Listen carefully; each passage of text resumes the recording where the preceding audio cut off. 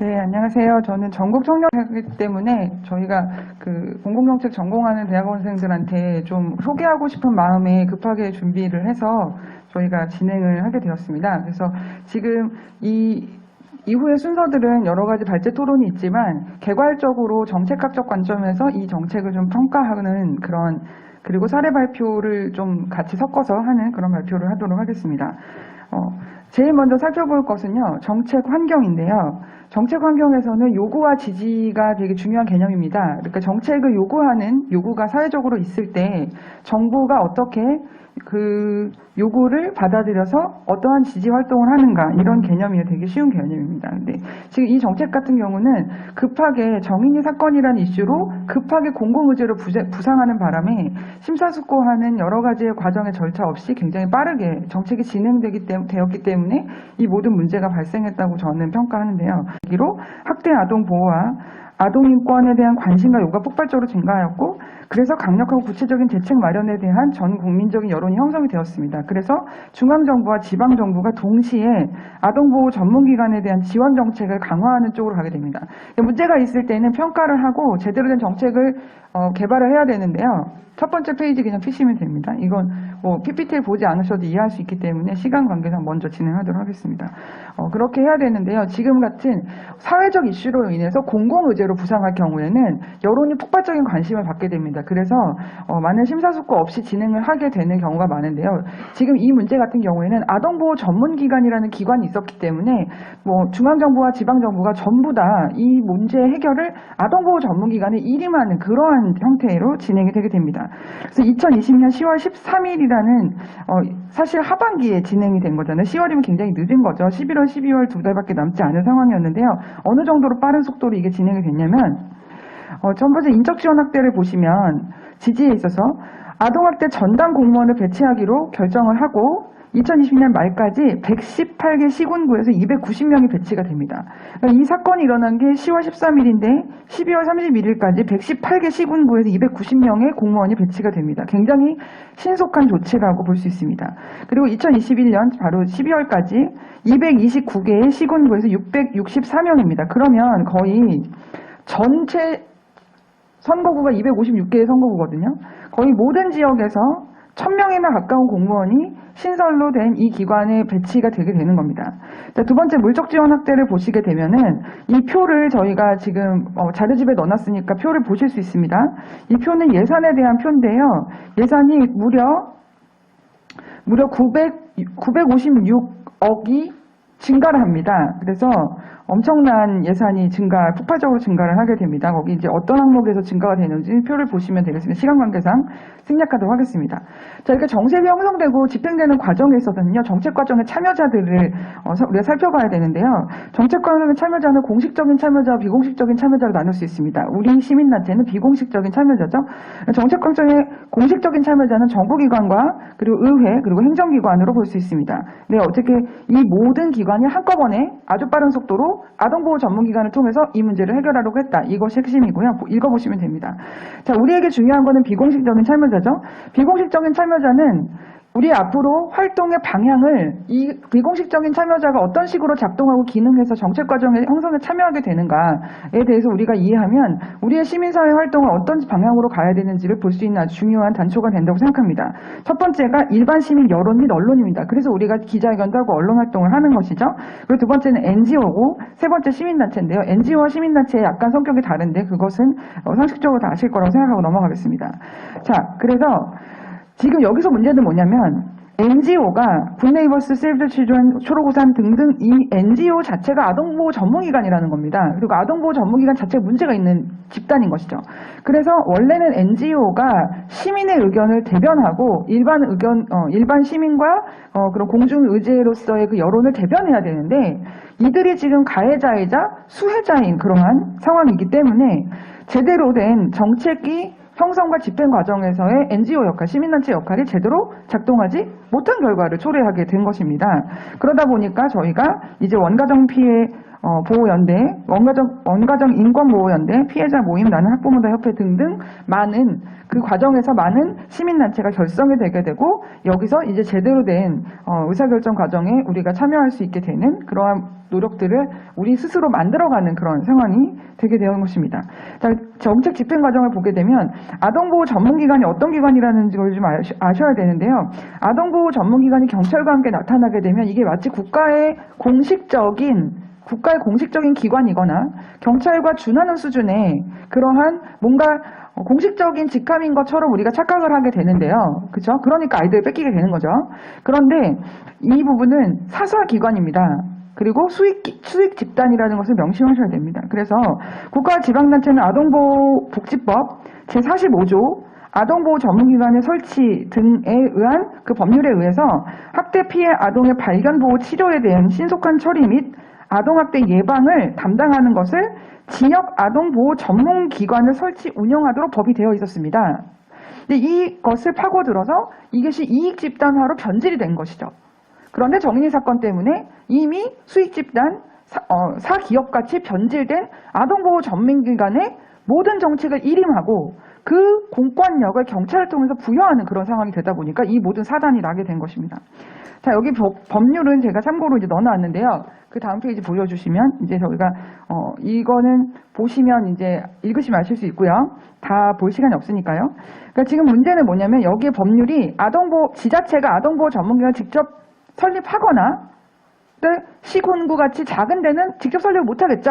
그렇기 때문에 직접 설립을 못할 경우에는 아동보호 전문기관에 위탁을 줄 수 있도록 만들어져 있는 법률이 있는데 충분히 감당할 수 있는 시도들도 전부 다 귀찮기 때문인지 어떤 이유도 모르겠지만 그 10년 동안, 20년 동안 과정은 알 수 없지만 어쨌든 지금 결론적으로는 대부분이 위탁을 해서 운영하지 직접 만드는 경우는 많지 않다. 그리고 관리 감독도 굉장히 소홀하게 이루어지고 있다. 이런 상황이기 때문에 이런 문제가 생기는 것입니다. 그래서 대부분의 지자체들이 직영 아동보호 전문기관을 설립하지 않고 각자 선택한 업체라는 거야 이거는. 업체와 계약을 맺음으로써 법적 요건만 충족시키고 넘어가 버린 그런 상황입니다. 이런 상황에 대해서 정부는 파악하지 않고 권한을 주게 된 것이죠. 그래서 아동보호 전문기관은 민영업체이기 때문에 직접적인 수사권과 분리권이 없습니다. 그러나 실제로는 경찰이 협조를 해주고 법원이 협조를 해줍니다. 전폭적인 협조를 해주기 때문에 실제로 민영업체인 아동보호 전문기관이 파악할 수 없어야 되는 개인 신상 정보, 이전의 사건 기록 등등 우리가 접할 수 없는 정보를 아주 쉽게 구할 수 있게 되는 것이고 그렇기 때문에 부모님들은 이것이 공식적인 국가기관인 것처럼 느낄 수밖에 없고 아이를 순순히 내어주고 빼앗길 수밖에 없는 그런 구조로 가게 되는 것입니다. 그리고 심지어 경찰들이 이 수사에 직접 참여하는 것이 아니라 아동보호 전문기관의 조사와 수사까지 떠맡기는 그러한 현실적인 그런 문제들이 발생을 했습니다. 그래서 항의를 하게 되는 부모들에게는요, 아동보호 전문기관의 지시라면서 어쩔 수 없다는 말을 경찰이 반복적으로 하게 됩니다. 진짜 말도 안 되는 상황이 이제 벌어지는 것이죠. 자, 법원에서는 직접 수사를 하지 않습니까? 그러면 경찰에서 받은 자료를 판단합니다. 근데 경찰이 조사를 했나요? 하지 않았죠. 아동보호 전문기관은 그들이 업체이자 수혜자라고 말씀드렸어요. 가해자이자 수혜자예요. 그들이 스스로 조사한 자료를 법원에 넘깁니다. 그럼 법원은 그 자료를 바탕으로 판결을 내립니다. 자, 이게 어떤 구조인지 아시겠죠? 자, 그래서 강제 분리들이 실제로 많이 일어나게 되는 것이고 보호가 일어나지 못하고 법에 명령이 되고 법에 분명히 명시가 되어 있는 원가정 우선 보호 원칙과 가정 복귀 프로그램은 전혀 작동하지 않게 되는 것입니다. 자, 실제로 이제 이렇게 되게 됩니다. 그래서 많은 문제가 있습니다. 저희가 지금 이런 문제를 해결하기 위해서 오늘 포럼을 하고 있는 것입니다. 자, 이러한 지나친 과정에서 피해자 부모 단체를 비롯한 시민단체들이 결성되었고 활동을 촉진하게 되는 그런 푸시를 받게 되는 결과가 되어서 저희들이 결성이 된 것이죠. 그래서 분리된 아동을 찾고자 하는 소송이 이루어지는 과정에서 많은 우리가 활동을 하게 됐고 국민들에게 알려지게 되었고 그래서 이게 직영화를 해야 되는구나 라고 정부가 오히려 이제 인식을 하게 되는 결과를 가져오게 됩니다. 그래서 아동보호 전담 공무원 배치 그리고 지자체에서 재정적으로 감당이 가능한 경우에는 직영을 권하게 되고 예산을 확대하게 됩니다. 자, 그 다음 표지 보시면 아동보호 학대 아동 보호 프로세스의 단계별 문제점에 대해서 말씀드리겠습니다. 지금 이게 어떤 과정으로 실행이 되는가 프로세스를 제가 정리를 했습니다. 첫 번째는요. 최초에 아동 학대를 신고를 받겠죠. 누군가 신고를 하겠죠. 신고를 받으면 그 지자체에 아동학대 전담 공무원이 없는 경우는 경찰과 아동보호 전문기관이 출동을 합니다. 그럼 아까 같은 그런 상황이 발생을 하겠죠.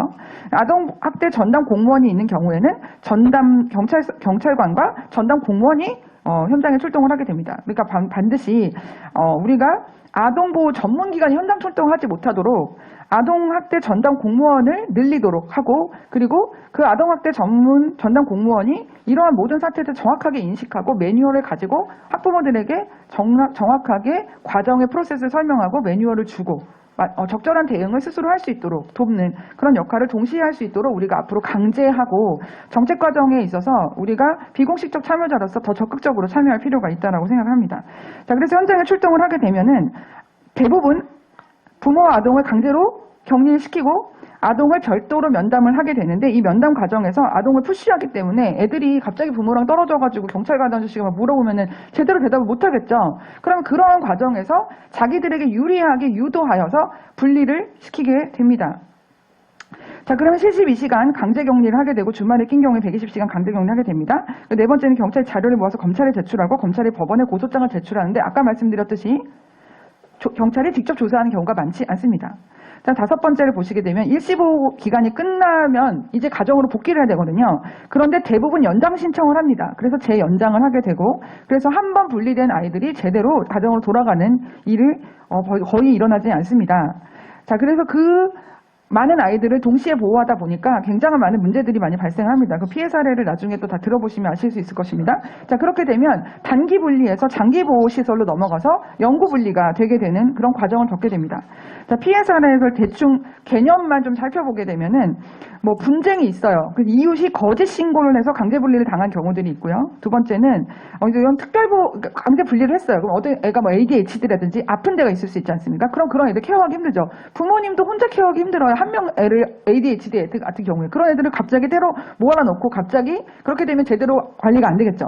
그러면 약물을 더 과다 투여를 합니다. 그래서 아이들 상태가 굉장히 나빠지게 되고 이런 사례들이 있었습니다. 그리고 양육시설 내에서 폭행과 성추행 피해 사례도 있었습니다. 그리고 남편에 의해서 가정폭력 피해자가 아이를 가지고 있을 경우에 이게 아내도 가정폭력의 피해자잖아요. 그런데 부부싸움을 했고 부부싸움 자체가 아동에게 정서적 학대다. 이래서 또 가정폭력의 피해자인 엄마가 또 아이를 뺏기는 또 이런 것들을 활용해서 이혼을 원하는 남편들이 일부러 신고를 해서 양육부를 주지 않는 이러한 정말 말도 안 되는 일들이 많이 발생합니다. 그리고 또한 조사 보고서를 위조하는 사례도 있었습니다. 그리고 미혼모나 한부모 가정이나 재혼 가정 등 이러한 좀 사회적으로 문제가 있어 보이는 이런 가정의 경우는 아무 문제가 없음에도 불구하고 아버지가 양아버지라는 이유만으로 학대를 의심을 받아서 아이가 분리되는 그런 경우도 있었습니다. 자, 미국 법과의 제도, 아까 조덕수 변호사님께서도 말씀하셨는데요. 미국 법과의 제도에서 우리가 받아들여야 될 부분은 우리는 아동보호 전담기관의 그 사설 어린 그 직원들의 말만 믿고 모든 일이 진행이 되지만 미국 같은 경우는 제대로 경찰이 수사를 합니다. 그리고 그 부모만 수사하지 않고 이웃의 주민들의 증언 등등 주변의 모든 정황들을 종합적으로 판단해서 분리를 하고요. 그리고 분리를 할 때도 아동학대 이 프로세스에 대한 모든 리소스를 가이드북으로 부모에게 제공을 합니다. 그리고 부모 동의서가 필수적입니다. 그리고 분리를 할 때는 법원의 판결이 있어야만 분리할 수 있습니다. 그리고 판사가 직접 분리 명령에 서명한 경우에만 분리할 수 있는 것입니다. 자, 그리고 자녀를 방문할 수 있고 연락할 수 있는 권리가 반드시 보장이 되고요. 그리고 원가정 보호 우선 원칙이 당연히 지켜지고요. 그 과정의 모든 프로세스에서 다시 재평가를 해서 거기서 개선의 여지가 있으면 부모에게 돌려보냅니다. 그리고 가정 내에서도 학대를 하는 부모가 있을 수 있고 학대를 하지 않는 부모가 있을 수 있고 친인척이 있을 수 있겠죠. 그러면 이렇게 강제 분리를 하는 것보다 학대를 하는 부모를 분리하고 아이를 가정에 두는 그런 식으로 진행이 되고 있는 것을 볼 수 있습니다. 자, 결론을 내리도록 하겠습니다. 자, 아까 다시 정리하게 되면 정인이 사건이라는 비극적 이슈를 타고 급부상한 공중의제로 급부상한 이 시즌을 타고 아동보호 전문기관이 굉장히 의도적으로 확대를 한 자기들 영향력을 확대한 그리고 예산을 많이 확보한 경우라고 볼 수 있습니다. 자, 이것이 된 이유는 경찰 및 행정기관의 행정 편의주의의 결과라고 볼 수 있습니다. 그래서 우리 시민단체들이 앞으로 아동보호 전문 전담 공무원이라는 이 제도가 제대로 뿌리 내리게 할 수 있도록 굉장히 강제적이고 활동적인 적극적이고 주체적인 노력들을 해서 이 제도가 제대로 뿌리를 내릴 수 있도록 그리고 아까 미국의 그런 사례들을 도입해서 우리나라의 법과 제도를 정비하는 역할을 우리가 선도적으로 해야 될 필요가 있다고 생각합니다. 마지막으로 말씀드리고 싶은 건요. 민영 아동보호 전문기관의 수익구조 자체의 문제점인데요. 민영 아동기관이 예를 들어 가정에서 보호를 받는 친인척 가정이라든지 이런 데서 보호를 받는 그러한 경우보다 민영 아동기관에는 가장 많은 금액이 배정이 됩니다. 한 명당 166만 원이나 배정이 됩니다. 어떤 가정이 위탁을 해줬어요. 위탁 가정에는 66만 원인데 양육시설에는 166만 원인 거예요. 그러니까 이 상황은 한 명당 166만 원의 수익이 나는 그런 제도를 만들었기 때문에 발생한 경우라고 볼 수 있습니다. 자, 결론은 학대 가정에서 아동을 분리하는 것은 절대로 필요합니다. 그러나 이런 식으로 하는 것은 정말 절대 안 된다고 보고요. 개선의 여지가 있는 가정의 경우에도 분리하는 이러한 경우들은 우리가 또 잘 그 중간에서 원가정으로 돌려보내는 그런 프로세스들을 잘 마련을 해야 될 것이고 장기 분리가 되는 아이들을 최소한으로 하기 위한 노력들을 해야 된다고 생각합니다. 그래서 여러분들의 활동이 굉장히 중요하다고 생각하고요. 여러분들 너무 고생 많이 하고 계십니다. 사랑하고 축복합니다. 이상으로 마치겠습니다.